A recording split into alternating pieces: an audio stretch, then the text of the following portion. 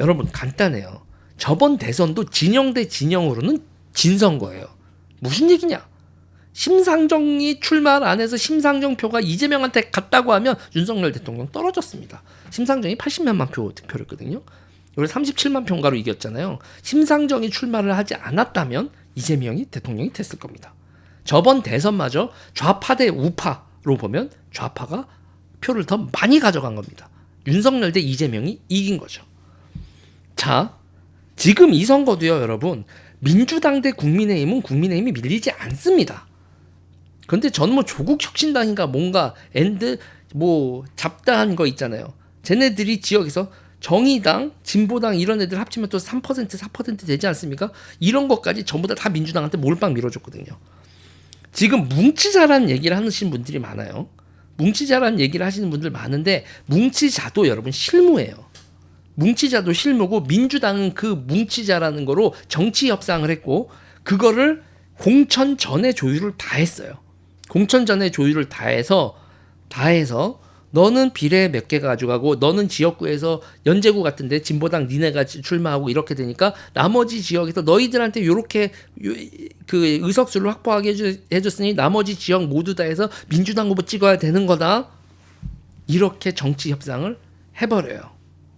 그리고 조국당 같은 경우도 지역구는 민주당을 공식적으로 얘기를 하면서 자기네들이 비례표를 달라고 그래요. 그러니까 비례 정당을 이용을 해서 쟤네들은 정치 협상을 해서 나눌 걸 나누고 그 다음에 가져갈 걸 가져가서 진영 좌파 대 국민의힘이 되니까 민주당 대 국민의힘일 땐 국민의힘이 이기다가 좌파 대 국민의힘이 되니까 국민의힘이 지는 거거든요. 그러면 국민의힘은 우파들을 상대로 어떻게 했느냐?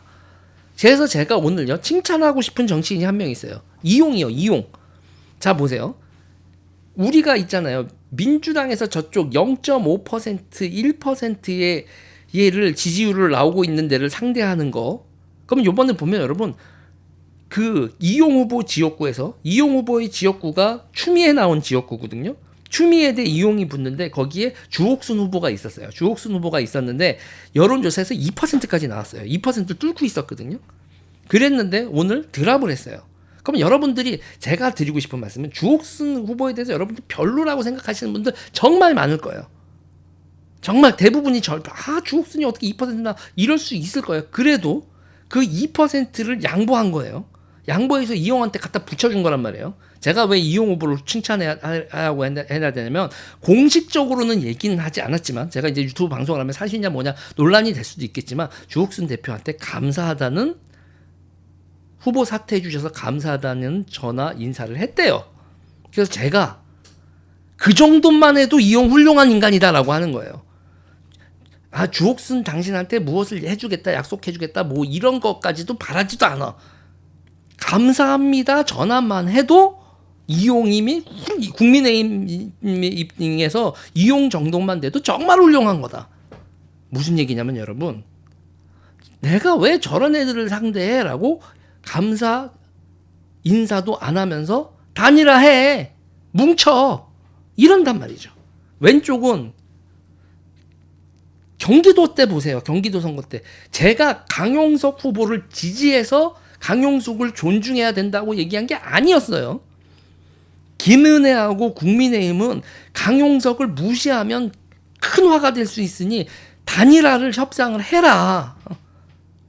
강용석이 너무 큰 걸 요구할 게 뻔하고 협상하다가 난장판 벌어질 것 같으니까 그러니까 협상을 안 할래. 그러다 강용석한테 10%의 지분을 주고 20%를 주분을 주든 0.9%가 나올지 몰랐지만 그때는 더 여론조사에서 높게 나왔지만 강용석은 분명히 득표율이 있는 사람이고 그 득표율에 대해서 정치협상으로 지분 인정하는 게 민주당이 이기는 것보단 나을 거야 라고 했지만 끝까지 강용석 무시로 갔다가 결국은 끝까지 그러고 완주를 한 강용석 변호사도 욕을 먹는 거고 그러고 떨어진 그것도 먹는 건데 제가 그때 이준석하고 이 강용석 변호사 막 사이에서 중재해 보려고 하다가 제가 기가 막혔던 건 여기는 서로가 서로를 되게 극혐한다.